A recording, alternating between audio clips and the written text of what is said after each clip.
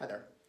I'm very excited to demonstrate for you some of the styles in which I will back up other players. Style which of course I was doing just now is called chopping.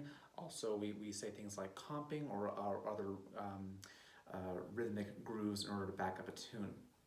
I I've greatly enjoyed teaching probably hundreds of people over the years how to chop, how to back up in other ways. These are methods that I regularly use in my own studio with my very young students, even as young as 10 or so, and my very middle-aged students as well. These are universal principles. The groove is ultimately the core in keeping everything solidified, and this is how I go about some chopping. So a chop by itself, as I often say, is a pretty unpleasant sound. What I do, I'm actually going to physically turn the bow to a diagonal. I'm going to give actually a very, we can say a bad pinky by making it locked, and I'm going to scrape the string like this. Now again, by itself, that's a pretty unpleasant sound, but it's a percussive sound. So by itself, the first step that I'll take folks through is doing the down chop, which is a scrape, and an up chop, which is the release. So once I get everyone realizing the beauty that is the curvature of their knuckles to retract and expand, retract and expand, it helps with your knuckles. I use chopping even when I'm teaching teaching my classical students because it gets them to really appreciate how much their knuckles can, how much control they have. It really produces a finer sound. So back in our world, in the chopping, there's the down chop and the up chop. So we get people started with that and get that basic groove. Now, adding some chords to it, I'll take folks through not only the basics of what a chord means, the root, the third, and the fifth, the triad, etc., but how to actually execute those on their very own instrument. So for fiddles, easy enough. Let's say I'm going to use maybe 3 chords. So go ahead and use a G chord. I, of course, will talk about what these mean, the root, the third, and the fifth, and any of those notes, while that chord is listed, will be a perfectly valid option for backing up that particular section. So here, G chord, easiest way to do it. The standard, which of course there are many variations, but one of the easiest go-tos is your open G and your open D. So we'll go ahead and chop on that, very easy. The rhythm, which I'll reiterate, is down, up, chop, chop, down, up, chop, chop. It's very simple. And etc. So there's your basic G chord. Now, very simple thing to do. I'm going to go ahead and switch to a D chord. Put one finger down on the G string. So now I have D and D. It should be A and D. Line that up, and then go back to G. And that is a good deal of chords, especially in fiddle tunes, which a lot of the bass keys are in G, D, and A. Those chords come across quite a bit. And the last one, also quite simple, is an A chord. 1 and 1. So now I'm going to straddle the 1 between the G and D strings for an A chord. And back to G. Now to D. And etc. Next step, after that very basic groove, which will get you through a lot of jamming.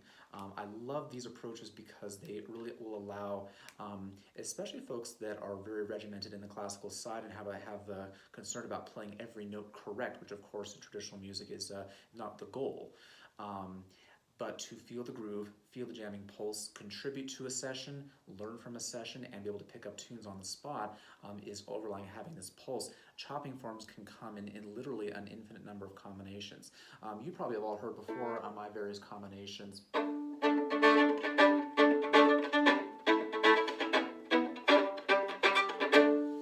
And that's one of my typical go-tos. In one class, I'm very happy to break that down both orally and visually.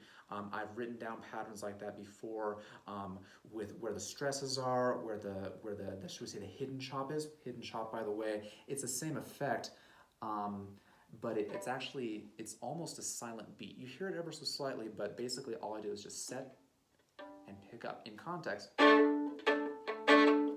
just that. Right now, that was, should we say, an invisible chop, and I use it quite a bit because sometimes I don't necessarily have to have the, even though it has a lot of great applications. So both work, and I use both quite a bit. And in addition to that, there are many rhythmic pulses and things like drones and other ways to back up that don't necessarily require the very heavy rhythm and the very aggressive nature of the chop. Very basic rhythm, especially for younger folks. It's just finding where our pulse is with basic even bows.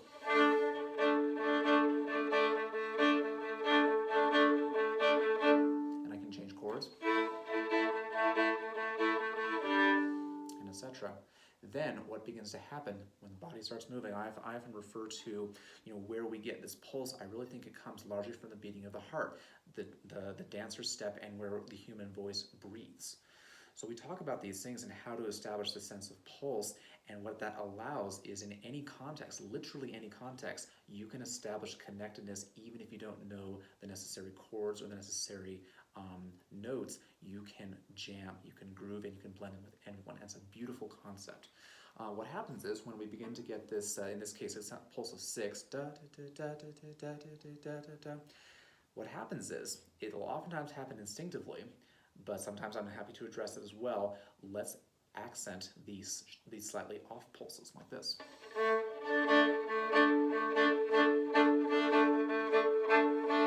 Da, da, da, da, da, da, and all of a sudden we've swung.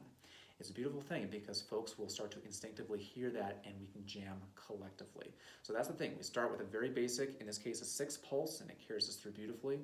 And then da, da, da, da, da, da, turns into ba, ba, da, da, da, da, da, da. And that's the goal. If we can get everyone jamming and grooving together as a pulse, then when you're playing the tune, if you forget the notes, if you're not sure what section comes next, if it's only perhaps partially in your ear, or you're feeling adventurous and want to take an improv line, that pulse is your guiding force and nothing can escape. It's a beautiful thing. Outside of that, slow tunes in particular don't necessarily need such a heavy pulse. And now we're thinking about building harmonies. So I'll demonstrate by having some written down copies of various tunes with harmony part included. Great to know. But also how to create some harmonies on the spot. These harmonies are 99% guaranteed to be based off these same chords. I'll talk about, of course, how there's no correct version of the chords, even though we have general guidances. But generally speaking, it's good to have those chords rooted in your brain because those will develop into your harmonies. Drones, very simple. Just holding the tonic note, the bass note. I'll of course explain what those terms mean. A really fun feature that I love to include in, if I'm playing particularly like a slow air, I will oftentimes have the audience or people sitting in the session hum a drone or play a drone the entire time. A great example is a tune I learned. It's a pipe march. I'll sing, in this case, an A.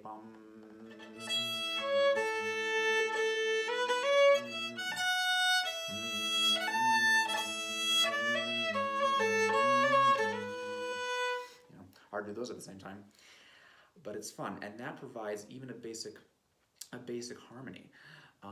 For little ones who can't change chords and they want to join the session, it's a fabulous thing just to be able to say, hey, just play an open A, just play an open D, and that will get you a harmony. And now to demonstrate some of these techniques in context, I've gone ahead and recorded myself on one chopping line that you'll get to hear. You'll hear the changes in chords, you'll hear the groove pattern, and then I'm going to go ahead and play the melody on top of my own harmony line.